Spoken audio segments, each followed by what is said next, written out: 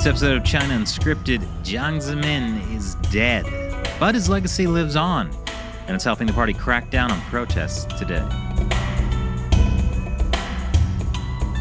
Welcome to China Unscripted. I'm Chris Chappell. I'm Shelley Zhang. And I'm Matt Ganeshta.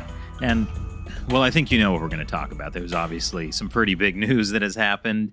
Liver King is not natty. Can you believe it? Unbelievable. I mean, never imagined. With those muscles, I just thought it was because he ate raw meat. I'm just going to pretend I know what you're talking about. Oh, Shelley, there's a whole other underbelly of the internet you should expose yourself to. No, I don't. A very strong, ripped underbelly. Oh, that's right. I'm incredibly tired. This podcast is brought to you by Ancestral Supplements. Get your desiccated liver. Let's talk about the real thing. Yes. Okay, primals. Let's talk about the real thing. I guess let's start with the death of Jiang Zemin. This was 96 years in the making. For a while it felt like he was just never going to die. He was blessed with a long life, really. Even though clearly he was in bad health for quite a bit of that. Yeah, I mean, there had been rumors swirling that Jiang was dying since maybe August of this year. Mm-hmm. I mean, there have been rumors for like 15 years. Well, on and off. but that's more the thing. Back in 2011, some Hong Kong media kind of jumped the gun and started reporting that Jiang was dead, and it led to this whole thing where a lot of overseas Chinese media picked it up, and then it started to be reported as he's actually dead, and then he was not dead. Yeah, he met with the CEO of Starbucks like a week after that. That was the proof of life. Body double. I just find it really ironic that he died of multiple organ failure. And leukemia. But. Well, I mean, they couldn't find enough organs, you mean? Yeah, or all the organs they've pumped him up with just failed, ultimately. I mean, when you're 96. Doesn't matter how many fresh Falun Gong organs you cram inside of you. Reminds me of an Invader Zim episode. I don't even know what that is. Shelley, you're missing all of my references today. Yeah, I don't know. But yeah, Jiang actually, in mid-November, there started to be even more rumors that he was dying or dead because there were kind of leaked instructions to internet providers like Baidu about how to turn websites into grayscale. For mourning purposes. So there was a lot of speculation around then that maybe somebody big was going to die or was dying or had died and they were covering it up. Yeah. Well, I was talking about the grayscale thing. I can't imagine I couldn't believe the kind of reaction people have been having to Jiang Zemin's death. I mean, you were saying that even a Burger King kiosk went grayscale. Yeah, someone posted a photo on Twitter of a Burger King ordering kiosks, the digital ones in China, and they were all grayscale because of the mourning period. But that makes it just look more accurate to the actual burgers. Those char-grilled burgers are full of flavor, Matt. This episode is sponsored by Burger King and Ancestral Supplements. Stop. I don't know why that's so funny. I don't know I think you're exhausted. We're all a little. It's been a long couple weeks. But it's been a long 10 years. Go on. But the mourning period, there are official rules from the CCP. Things like no entertainment programs are allowed to be broadcast. All the websites have to be in grayscale except for anything having to do with Xi Jinping or the 20th Party Congress. A little caveat there. There are a bunch of rules that, websites and broadcasters have to follow. That's so strange to me. No entertainment programs. I mean, I think if anything, Jiang Zemin would want us to laugh. Or all sing, I don't know, what was he famous for singing? Love Me Tender. I know he cha-cha'd to Love Me Tender. While singing Love Me Tender. Oh, he did? Yes. That's, I'm quite sure a character. The Filipino president probably had nightmares about that afterwards. Yeah. I mean, that's the thing about Jiang. He was kind of like a walking meme. Like a clown show in many ways. I've seen people posting the so young, so naive. Oh, the time he yelled at, this was Hong Kong reporters, right? Yeah, he was in Hong Kong speaking to reporters, and I don't remember what the question the reporter asked him is, but there was He a went off. tirade. Yeah. And some in Chinese, some in English. And it became so. I think we actually reposted it a few years ago, Mm-hmm. and that video has 4.3 million views. Yeah. Yeah, it does. And it's no commentary. It's just the footage of him. Just going off on these Hong Kong reporters, like this too simple, so naive, or so simple, too I forget what, but like that was in English. Mm-hmm. So it yeah, that became a meme. Yeah, but it's like it was like an awful thing he did that's now become a thing that people are like, oh, but he had so much personality. Oh yeah, I mean, I was kind of appalled that I saw on Twitter a lot of China watchers who really I thought should know better, like posting things about like, oh, who knew that we would look back on this as the good old days, you know, Yeah. where the leader of China seemed like a human being, like I guess contrasting him to Xi Jinping, or talking about how much they loved like all the weird stuff Jiang did. So, like, when Kanye West talks about Hitler, he's schizophrenic, okay?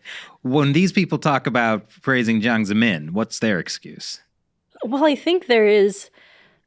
I have to say, one of the things that Jiang was really good at is elite capture.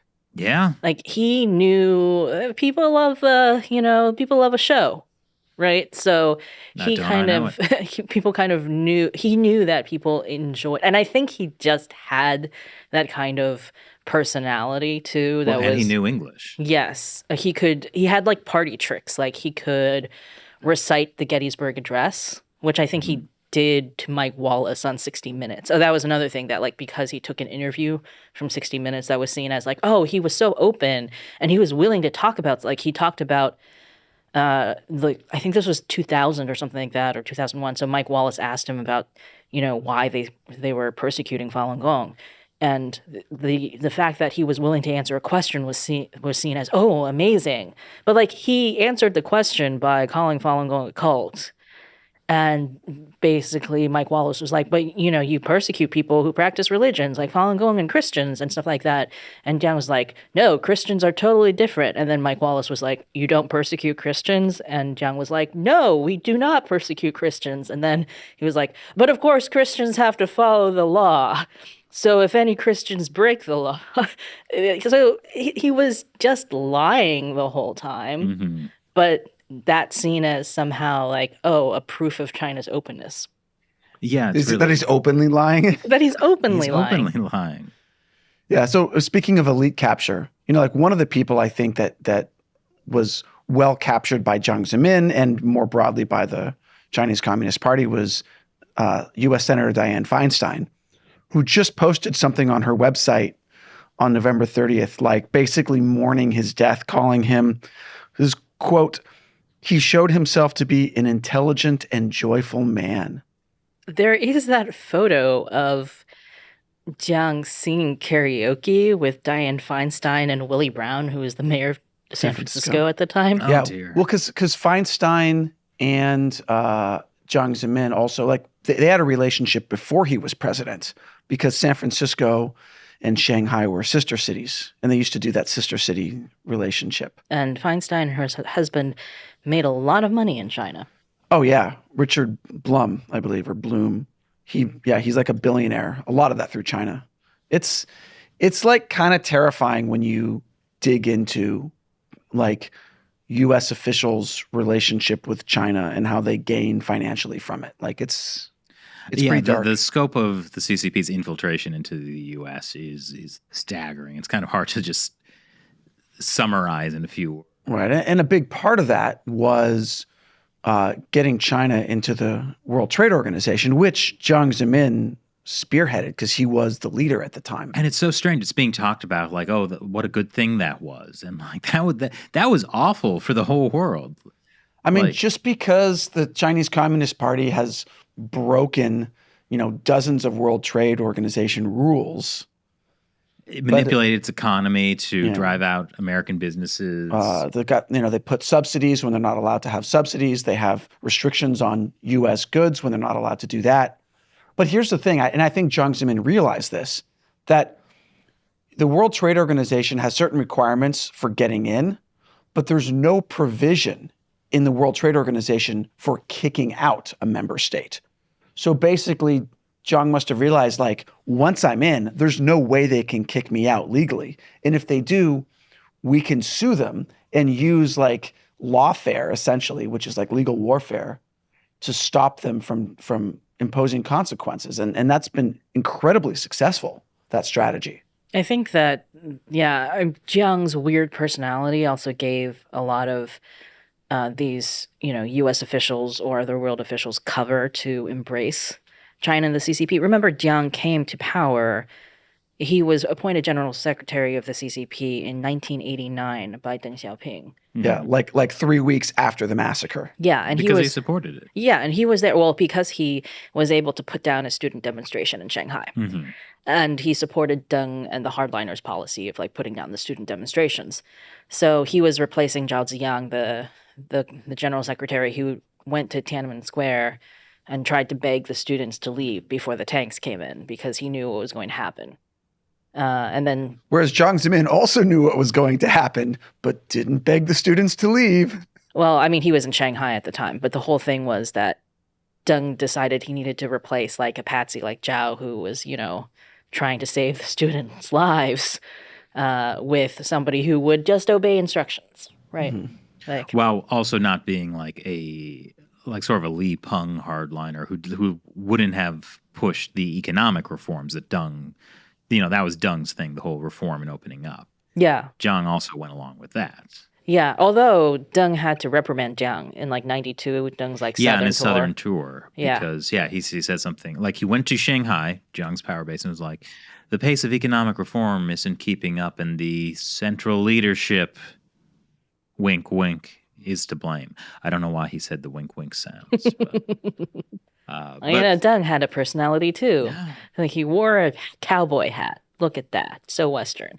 But yeah, Is that all it takes to have a personality? well, I mean, I guess if you compare it to Hu Jintao or Xi Jinping, who are very reserved. Well, Hu type of Jintao had a figures. personality. It's just that personality was the same as a block of wood. Well, no, another video that we posted on our channel that was very, very popular is a video of Hu Jintao as a young man. He was- Very happy, energetic. Human, almost. And like the difference between that and like the joke about him becoming a block of wood. Wood face is what they called him. Yeah, I mean, you just like, it's kind of like the CCP sucks the life out of you. Like to yeah. actually get to the position of being general secretary or in the Politburo standing committee or something like that, like you have to do a lot of terrible things. Yeah, I mean, the whole culture is struggle. So, like, you don't have friends. You have people who you can either manipulate to further your ambitions or enemies trying to destroy you.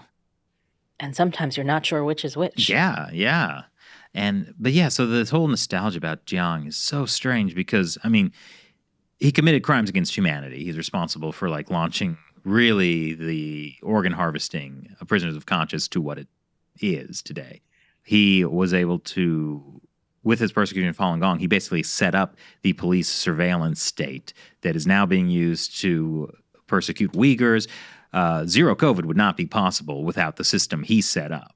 Yeah, I mean, I think the thing that people have to understand about the CCP is like once you've set up a system, it is very hard to get rid of that system. Mhm. So once Jiang decided that he needed to set up like a nationwide like surveillance system and a system that almost superseded like other communist like state organs and things like that in order to be able to like persecute Falun Gong across all the different like departments and stuff like that in the government and the party, then that system that he set up had to do something after they ran out of Falun Gong Mhm. practitioners, right? Like that's not going to go away because you have this whole system where people have been making money, where people have been promoted, where they've like learned this whole repression system. And what happened after 2009 with the Xinjiang?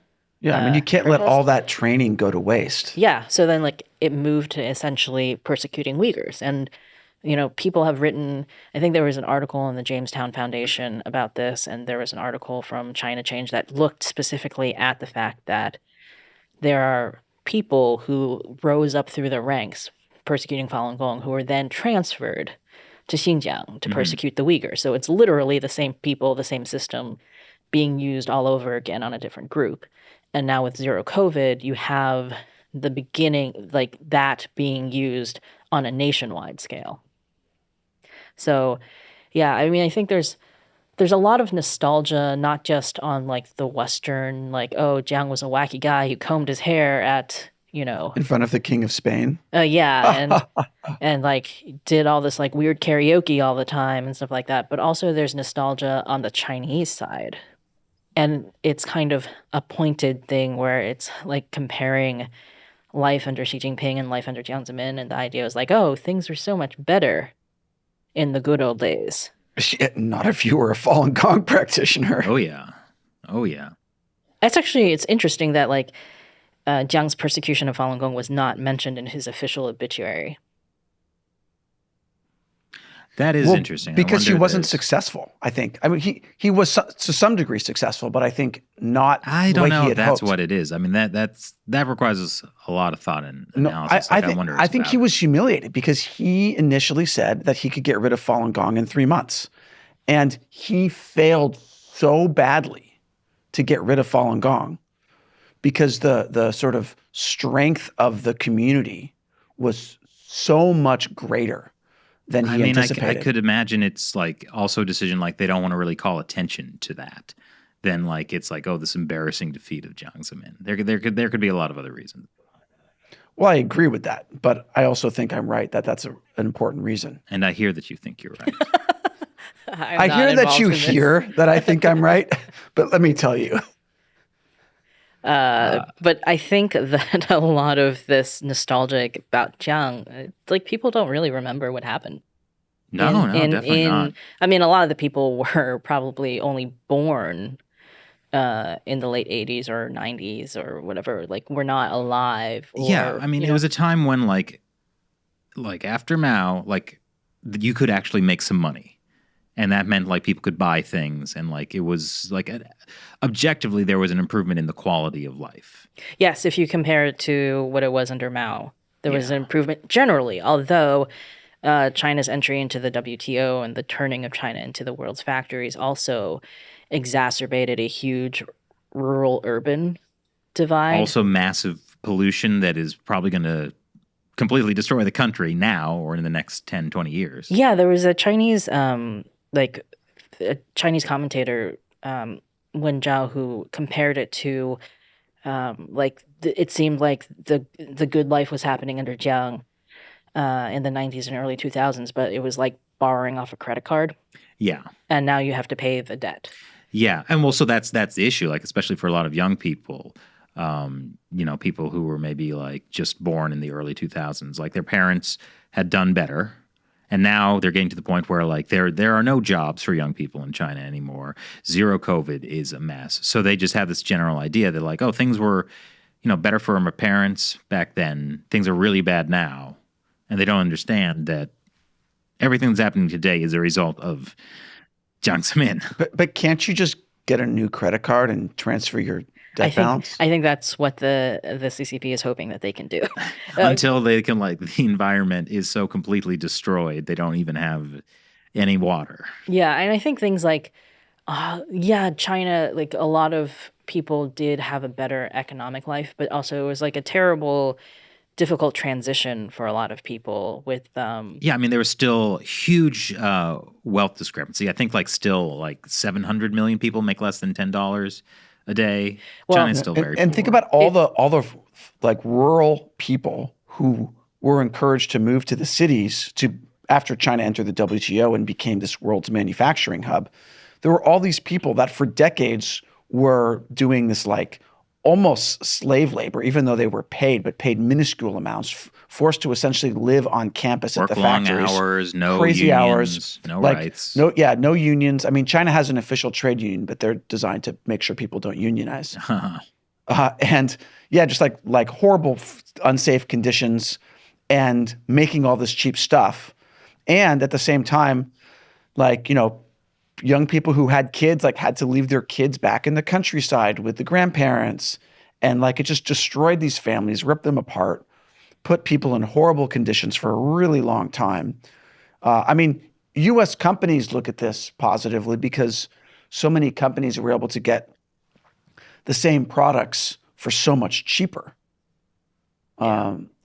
Because it's so much cheaper to just hire some rural Chinese person to make it. That's really what you're seeing now, like with the hypocrisy of, like Apple, like criticizing Elon Musk and Twitter and all this, but at the same time, they're helping the CCP suppress protesters. Not that Elon Musk has clean hands when it comes to the CCP. Definitely true.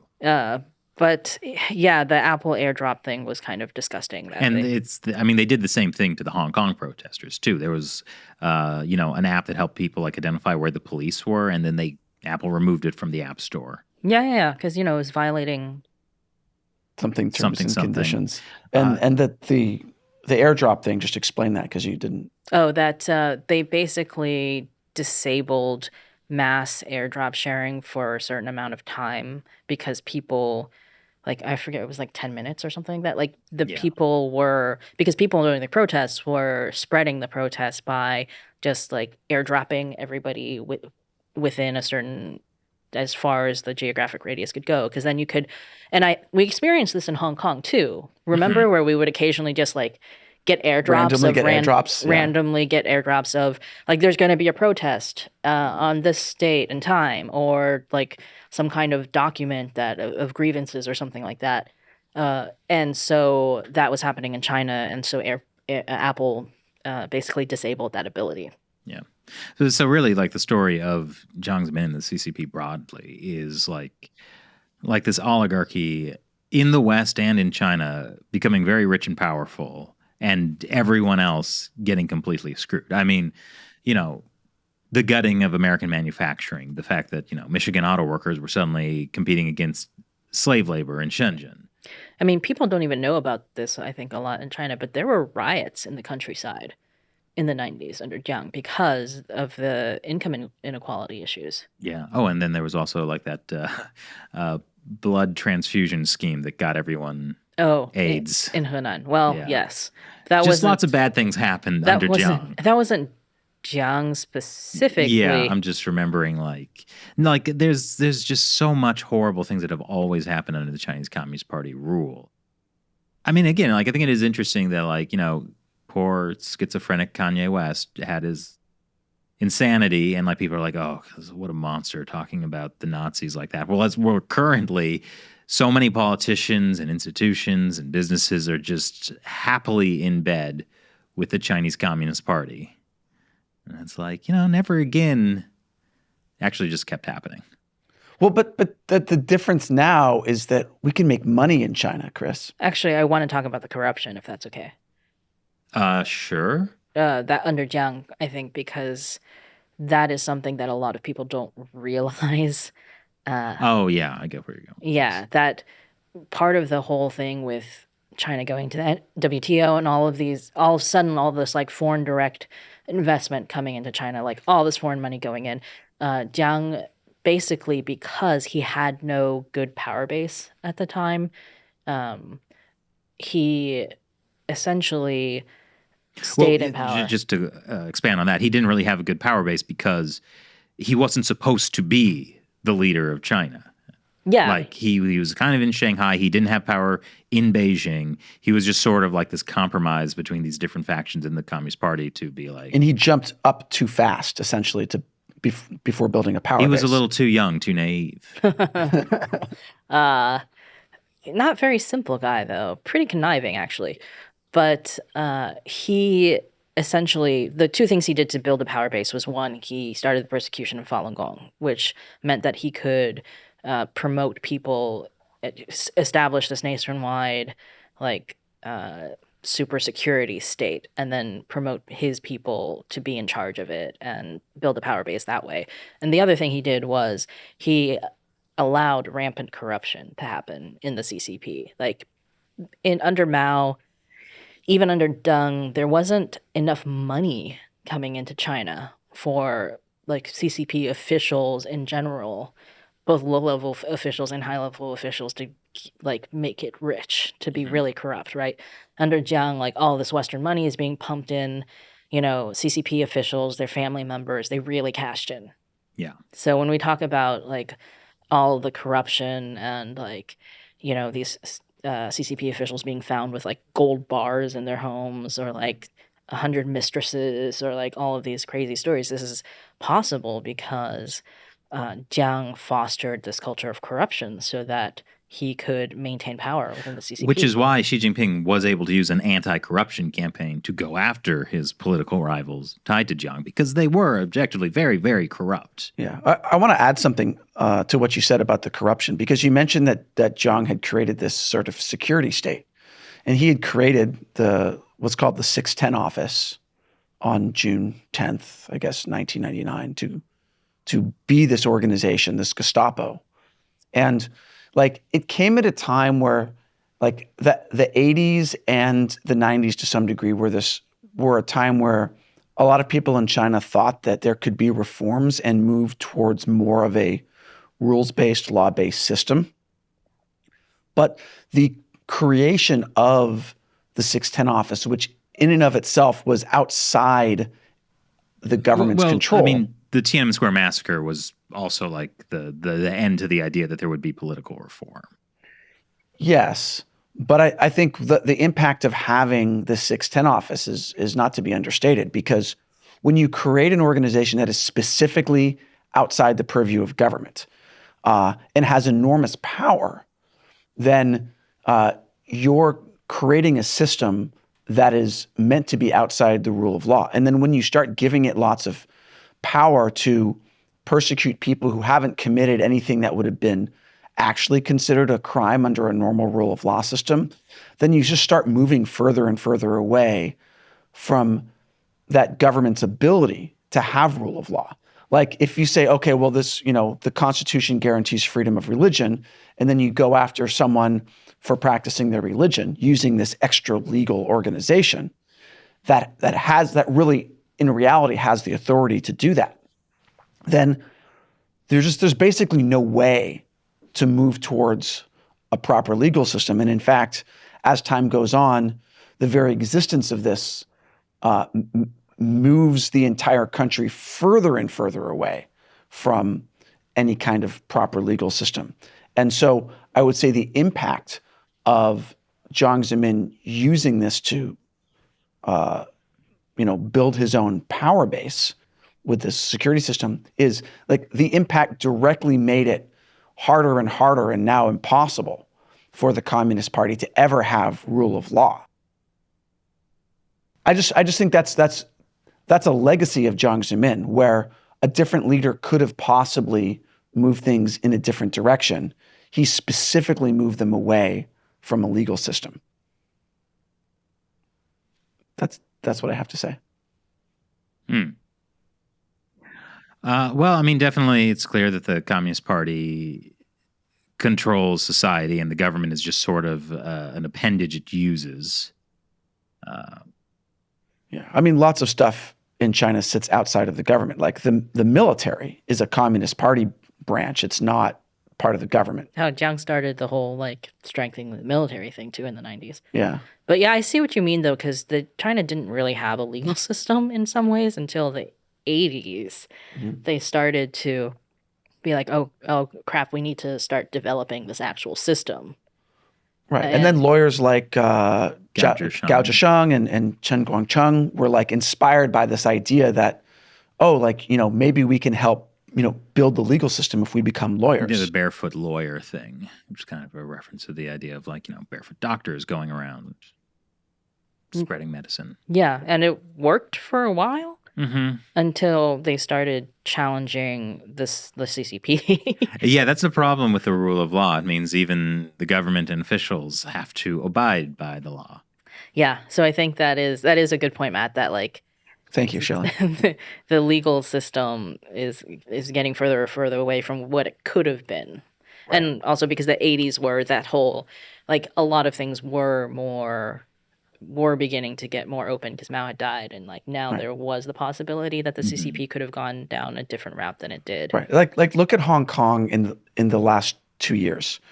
The CCP has started to infiltrate Hong Kong's legal system And now Hong Kong's legal system is basically gone forever because they're now using like rules from the Hong Kong national security law, like subversion of state power, collusion with foreign forces, and so on, essentially to persecute political dissidents in Hong Kong.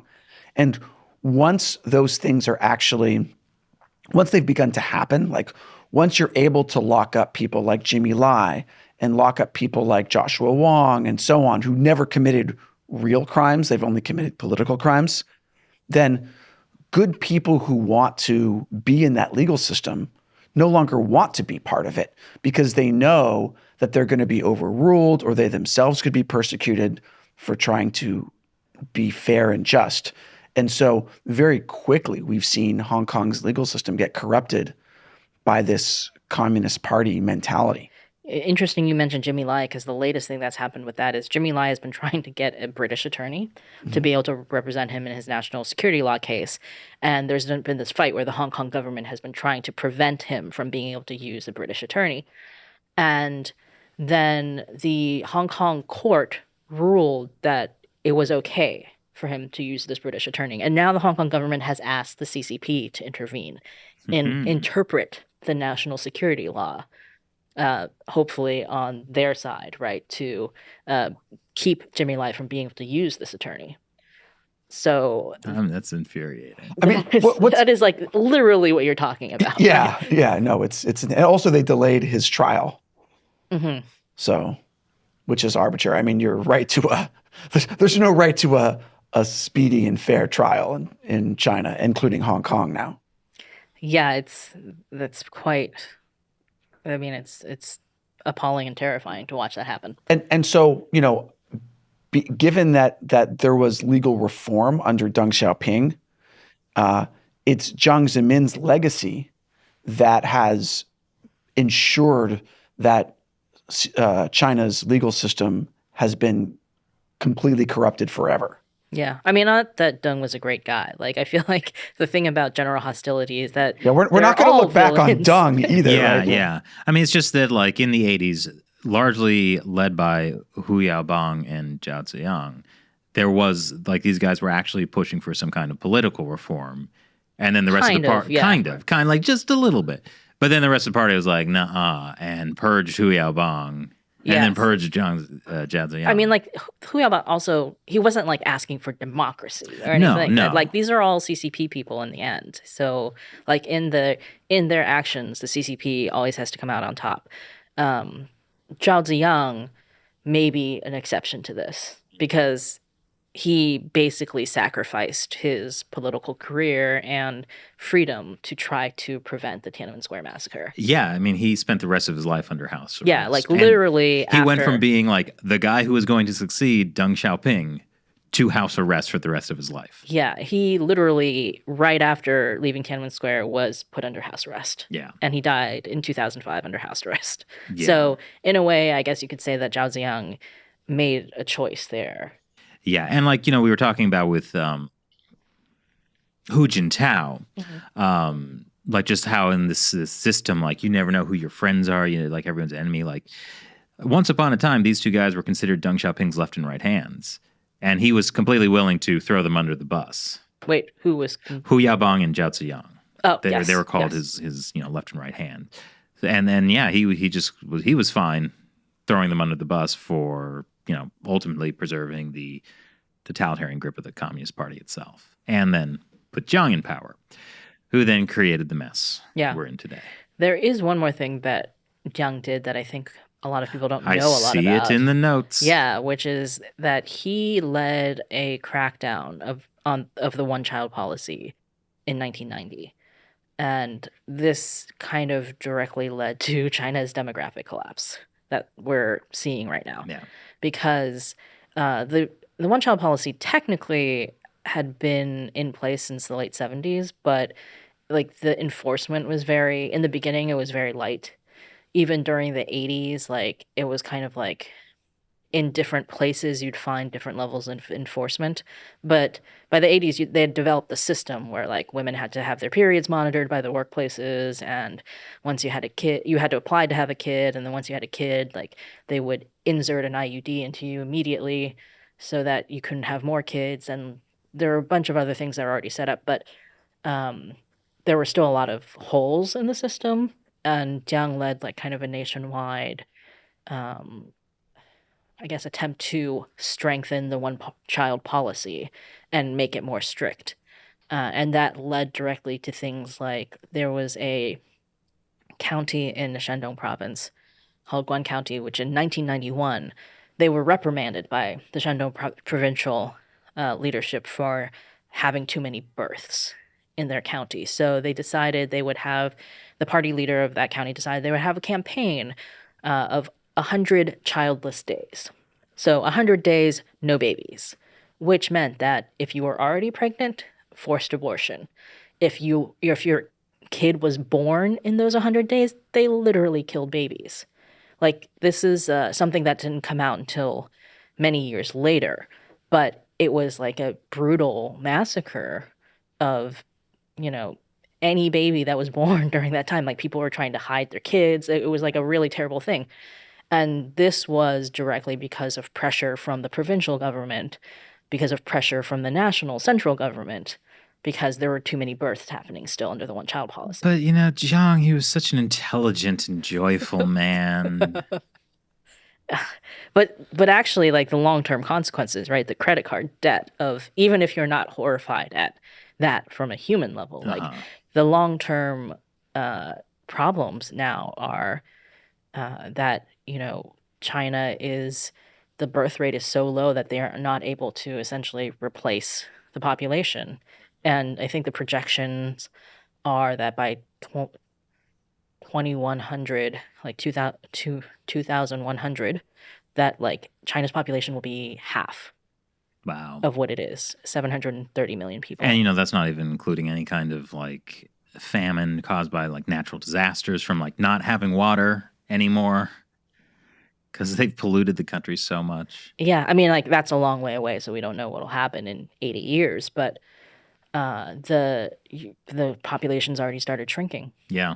Like, that whole, if you look at the China's birth rate since the 90s, this has essentially been flat. Yeah. Well, it's interesting how corrosive this kind of evilness is. Like, they did these horrible things, and like that's causing all kinds of problems in Chinese society today. But also like the West's willingness to like turn a blind eye to that and get so invested in China, it's also corroding us here. Just the fact that we're dependent on medical supplies from China. The fact that if China does have this kind of massive economic collapse, we're all tied. Our economies are all tied there. It will also completely derail our societies as well. And just like these horribly evil things that are done just have this corrosive effect that just destroys human societies. Remember when people were like, oh, if we let China join the World Trade Organization, they're going to become more liberalized like us. But in fact, what has happened is we in the West have become more like China. Again, looking at Apple and their willingness to support the Chinese regime. Google, once upon a time, said, don't be evil. And they got rid of that. I mean, you have to slowly get rid of Become more evil. Yeah. But there's so many opportunities to make money in China if only you can sacrifice your values. Look at Babylon. Yeah. So yeah, it's been terribly corrosive to the entire planet. And thank you, Jiang Zemin. Yeah, I mean, not that he was the origin of all of the terrible things that happened under the CCP. No, it would be the Dirty Reds. I agree with that. What about you, Shelley? Shelley, you look like you could use some raw liver to live your most actualized primal self.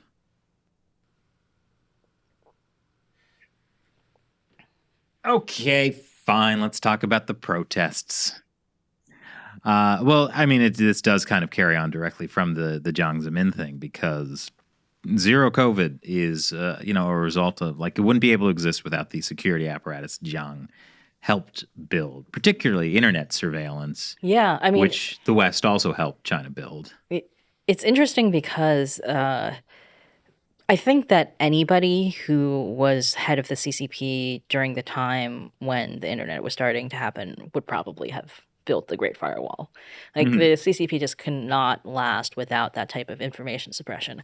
But what I didn't know, which was until reading Ethan Gutman's book, The Slaughter, was that in the mind of the central leadership, that a lot of the internet censorship was needed to fight Falun Gong.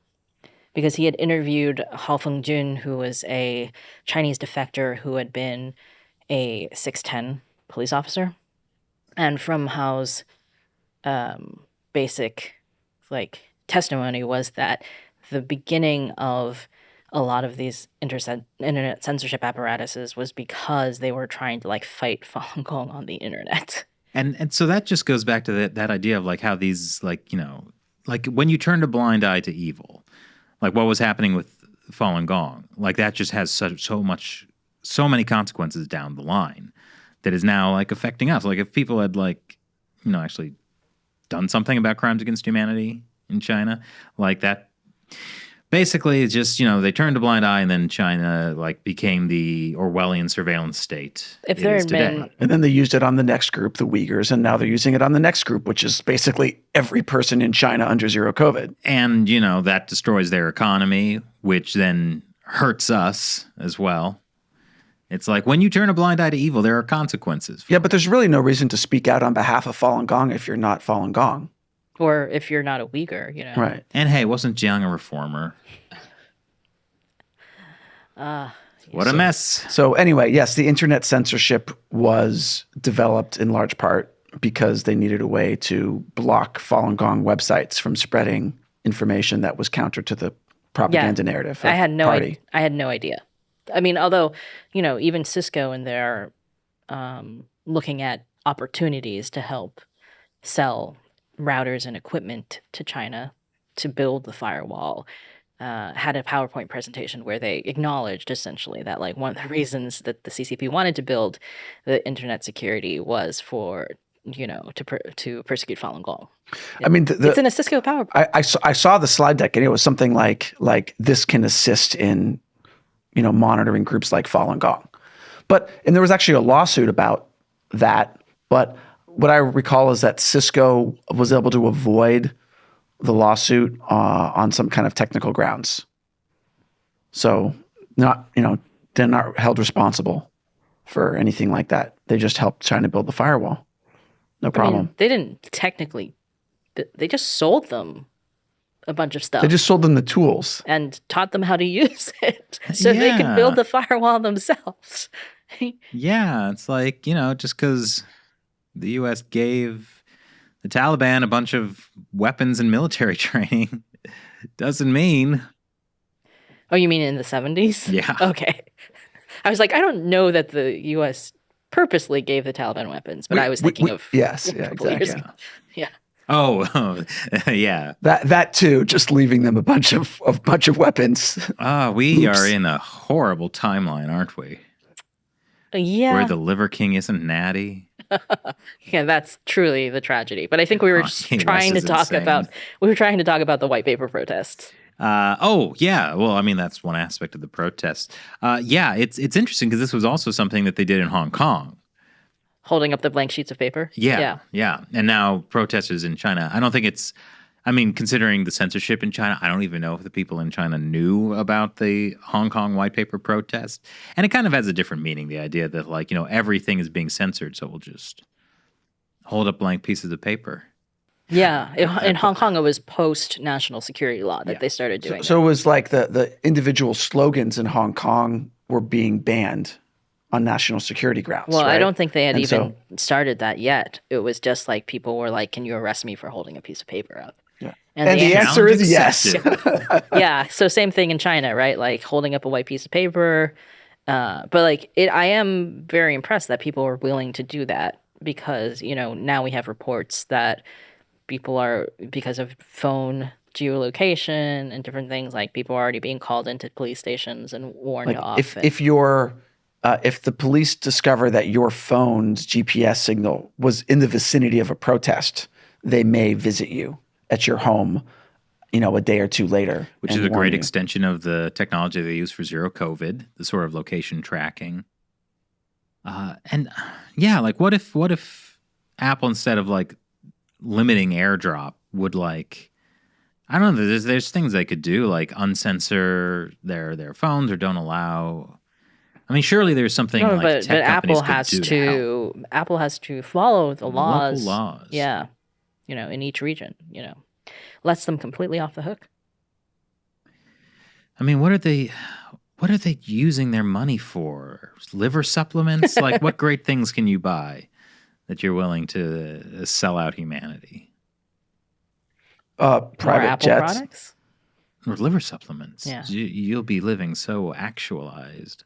But primal. yeah, I mean, I suppose it's important to say now that we are recording this episode on Friday, December 2nd. Yes, so there's a weekend coming up that like there could be major things that happen. There could be more protests. And I think one of the reasons that this Jiang's death kind of came at like a weird and tricky time is that in the past, Chinese leaders' deaths have led to protests in China. It happened after Zhou Enlai died in the 70s.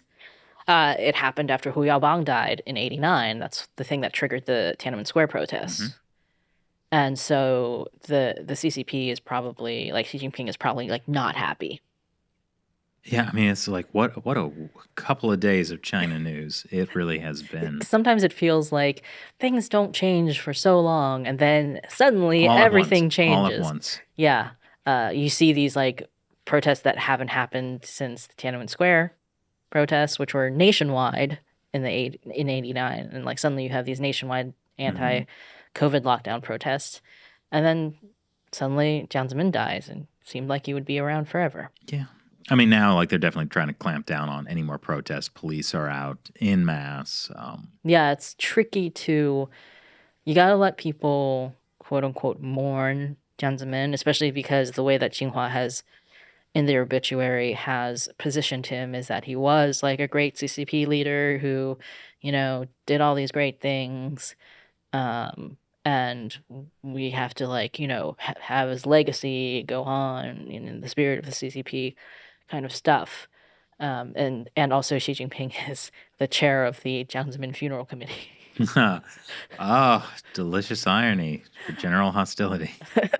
But at the same time, they can't let people get too protesty. And then like a lot of the nostalgia about Jiang is being used as a kind of pointed criticism of current things.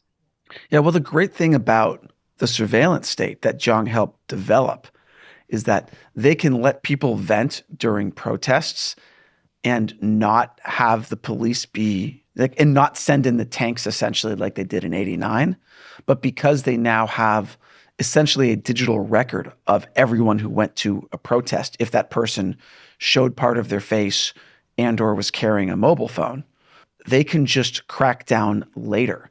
And this was a very successful strategy in Hong Kong because remember when we were there, like there were rumors that, are they going to send in the tanks? Are they going to get, are the Chinese police or military going to come in and be super violent? No, because it was all being recorded on camera and posted to the internet, on Twitter or whatever.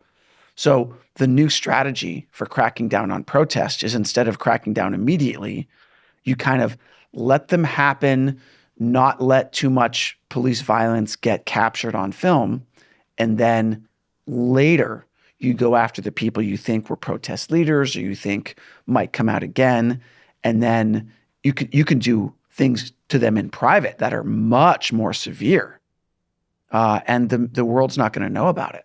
Well, we have seen, after the last weekend of protests, mass arrests happening after the fact. So yeah, I think there is something to that. However, I mean, mainland China is still different from Hong Kong. I think the CCP probably feels a little less limitations on what they can and can't do. Possibly, but I don't think they're going to send in the tanks. I think people just assume that it's going to be like a Tiananmen Square repeat. Although even with the Tiananmen Square massacre, I mean, it's like, what did that really do to the party's reputation? It was bad for a For years. couple of No, years.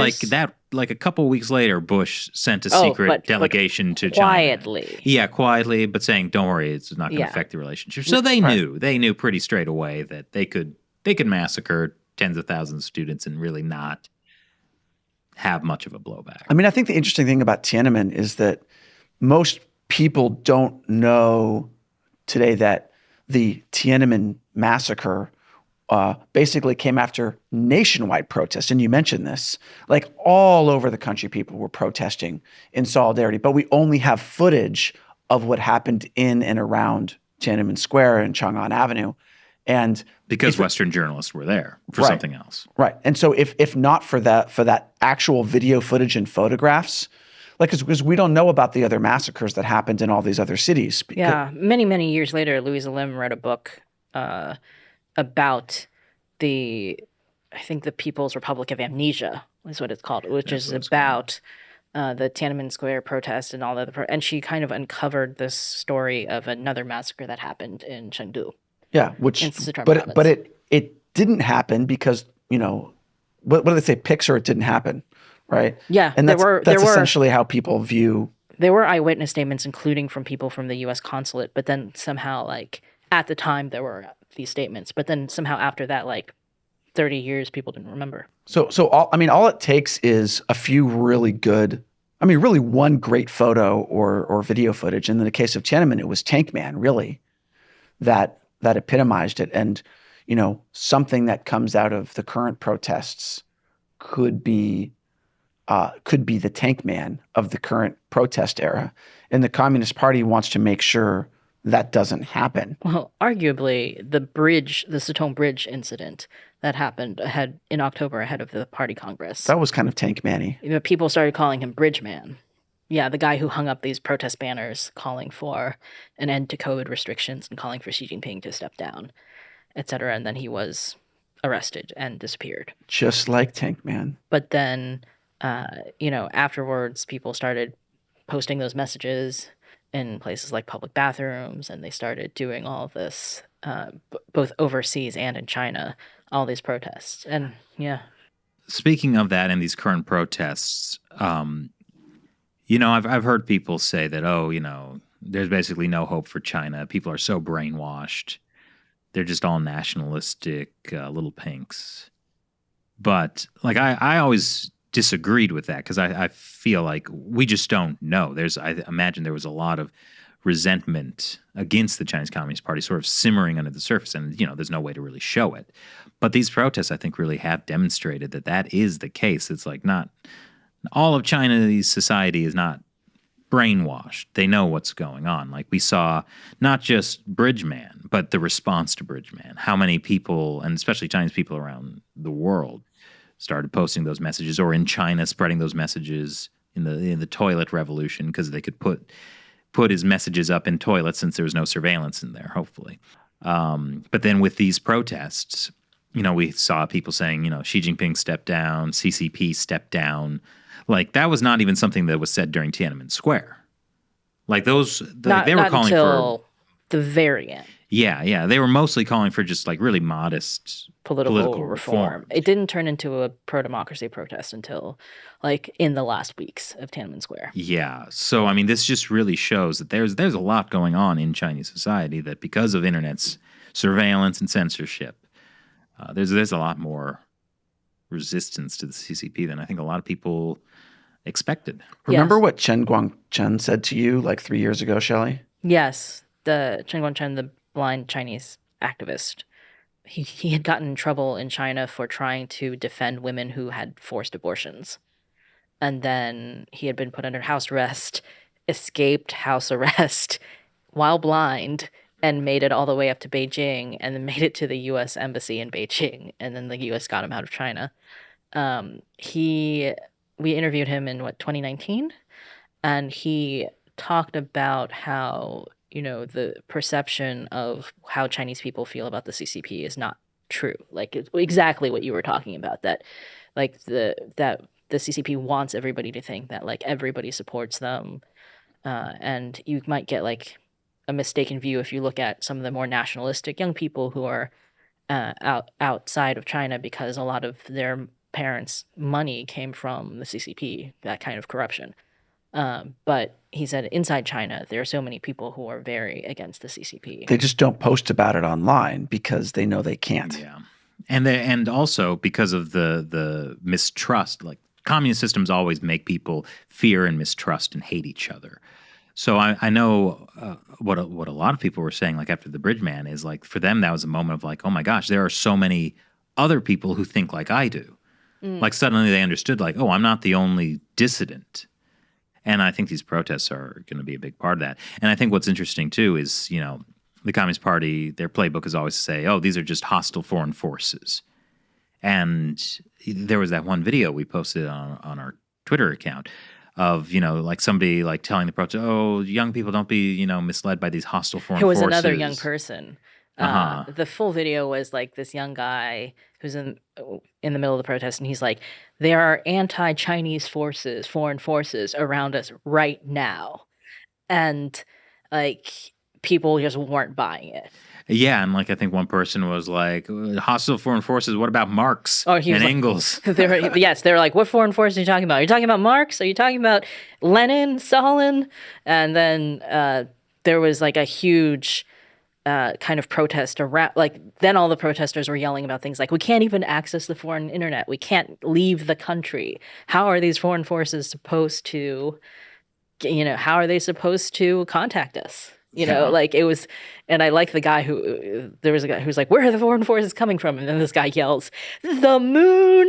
Like, it's just, you know, sense of humor and like a sense of like that even the Chinese people themselves think the hostile foreign forces thing is just like BS. Well, the foreign forces can't come from the moon because, as we know, the moon has been part of Chinese territory since ancient times. Yeah, thank you, Chang'e. But yeah, so that was a great video, and it's also in our headlines episode from Friday. Yeah. But yeah, so I think it does show that Chinese people, a lot of these protests were led by students that are the zero COVID policy had a big effect, I think, in kind of waking a lot of people up. Yeah. On top of the, you know, youth unemployment and all, just the hopelessness of young people in China today.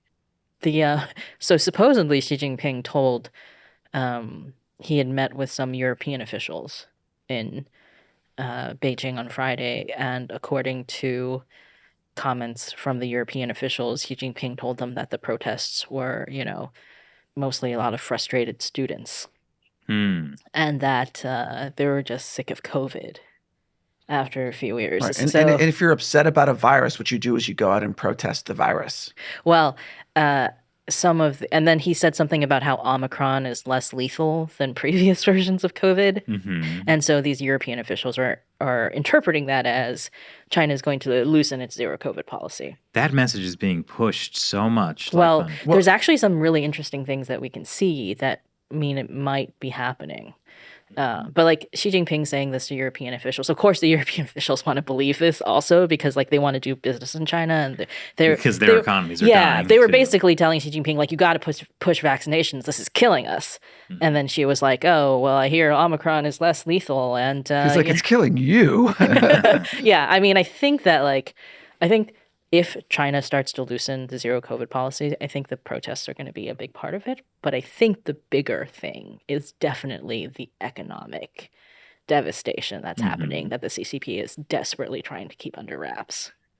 So I think that is ultimately the reason for the zero COVID turnaround, is not like the protests, like they don't want that to go too far. They don't want like a nationwide uprising in any sense. Yeah. But But they could control that if they wanted to. The bigger issue is the economy. Like cities are going bankrupt, but it's not just the lack of production happening. It's also that maintaining zero COVID is very expensive because you have to have government funded, you know, dabai, like the people in the hazmat suits enforcing policy. They're all migrant workers. And the COVID's testing. And, you know, when a city has to do 10 million tests a day, like just the expense of this is just outlandish, and it's not productive. Earlier, we talked about the idea that, you know, once the Communist Party builds these systems, they don't just go away. It's going to be hard for them to go away. But the other thing is, like, there's been a lot of pushback for a long time of like an argument between the central government and local governments over who has to pay for the PCR tests and stuff like that, because people aren't paying right now. That communist credit card. So that is one of the issues, is that like the system is expensive to maintain. But if you dismantle the system, what are going to happen to all the people who have been working as these COVID workers, right? Like the Dabai, like they don't have jobs anymore. All the factories that manufacture all the COVID tests and stuff. The equipment, the tests, even like the Dabai uniforms, the masks. Then you have things like, oh, well, there's this whole surveillance system with all of these like QR COVID code, COVID apps. What are you going to do with those? Like there's a bunch of things to consider. And I bet a lot of Communist Party officials themselves are invested in these companies. So they have power to make sure they don't go away. Yeah, there's a lot of rumors spreading around the Chinese internet right now about corruption involving the PCR tests and PCR test companies. Yep. Which is more of the wonderful legacy of that intelligent, joyful man. He was intelligent and joyful. Yes. According to that. If you're on Twitter, maybe send Dianne Feinstein a nice little response to that. Oh my gosh. Oh, she is totally so bought off.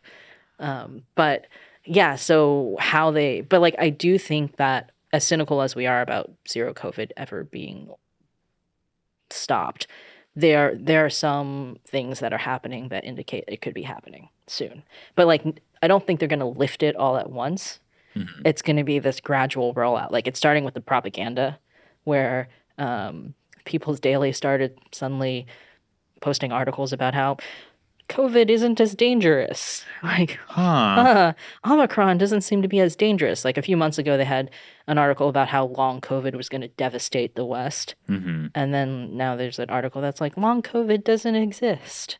I mean, it's disgusting to see newspapers and media just parroting the recommendations of government and politician without independent thought. I could not imagine living in a country like that. Well, I mean, this is a little different than just parroting, right? This is actual, like, this is from the CCP. This is the People's Daily. It is the mouthpiece of the CCP. But so there's some of that. There's like photos started flying on the Chinese internet of some PCR booths being taken down or taken away. Like the sign being taken down about COVID testing being required at like an airport. Like, so people are very like hopeful right now that this is what's happening. I mean, Xi Jinping's third term is really off to an eventful start. Yeah. Wasn't it? Didn't you say like Sun Chunlan, who is the COVID czar essentially? She also said something about how like Omicron isn't as dangerous. Yeah. So you said it. So when even the COVID czar is starting to say that things aren't as risky as before, like basically the Communist Party at some point has to back down from zero COVID, but they also want to save face. Yeah, they won't admit there was anything wrong. Right. They never did anything wrong, but also now there's an excuse why the policy is changing. Their circumstances are changing. That's all. Right. Like the CCP kept everyone safe this whole time from COVID. Until Omicron was no longer as dangerous as the original. They won the war on COVID. Yeah. Yeah, so we'll have to see how this goes. But like there are actual signs that like they're starting to back down. Unlike a few weeks ago when like the stock markets all went up because they thought that was going to happen. Yeah. And then more lockdowns happened. Yeah, but now, Shelley, now is the time to invest in China. Well, also I hear that like, Beijing is basically under lockdown. They do fun things with language of like, they're not locking down a city. They just lock down all the apartment blocks in a city. Yeah. I mean, that's what they were doing essentially. Then the protests happened. Yeah. But no, even still this past week. I mean, I think that like that's another thing to keep an eye on. But I think Chinese people are very aware of this now. So it'll be much harder for them to get away with the whole thing of saying it's not a lockdown. It is dynamic management, or like a lot of these Whatever other, BS euphemisms they come up with to describe it. But, some places in, I forget, it was Shanghai or Guangzhou, they started taking the barriers down outside of apartment buildings because that's like a visible representation of the lockdown. So they're like, okay, we're going to get rid of these, but it doesn't necessarily mean that like everybody's going to be free to move around all the time. And we'll have to see what happens after a couple of weeks from now. And what parts of the system still remain? I just had a terrifying thought. You know what system has been created during the last 3 years of COVID? Giant quarantine camps all over the country. What could those be used for after COVID? I'm sure they're just going to take them down. Yeah, you're probably right. Well, I guess it depends what happens if there are more protests. One of the things that is happening is that the government is promising that people don't have to be taken to the quarantine camps anymore if they are a close contact. Yeah, or something like that. I think I saw something about like a quarantine camp got burned down. There is footage that claims to be of a quarantine camp burning. I forget where, somewhere in Western China, I think. But it is not clear when that happened. It is not clear if that was like a protest-related thing or like there's just not enough context from the footage. Yeah. I mean, I know we're always very careful about like what kind of video we post because, like I've seen so many people over the years like share footage of like, oh, the tanks are rolling in, and it could be just like tanks going from one place to another at any point in the past like 5-10 years. That happened a lot in Hong Kong too, where people kept being like, the tanks are rolling in, and it was not true. It was not true. Yeah. So it is very tough. And I have a suspicion that it will become harder as the CCP tries to do things like clamp down on VPNs, which they are. Yep. To verify some of this footage. So. Yep. Well, so stay tuned for updates from us on everything that's happening in China. This is a very exciting time that's happening. Be sure to follow us on Twitter and Instagram. We post a lot of stuff there that doesn't make it onto the shows always, especially videos and photos. So, yeah, thank you for joining us on China Unscripted. I'm Chris Chappell. I'm Shelley Zhang. And I'm Matt Gnesta. Talk to you next time.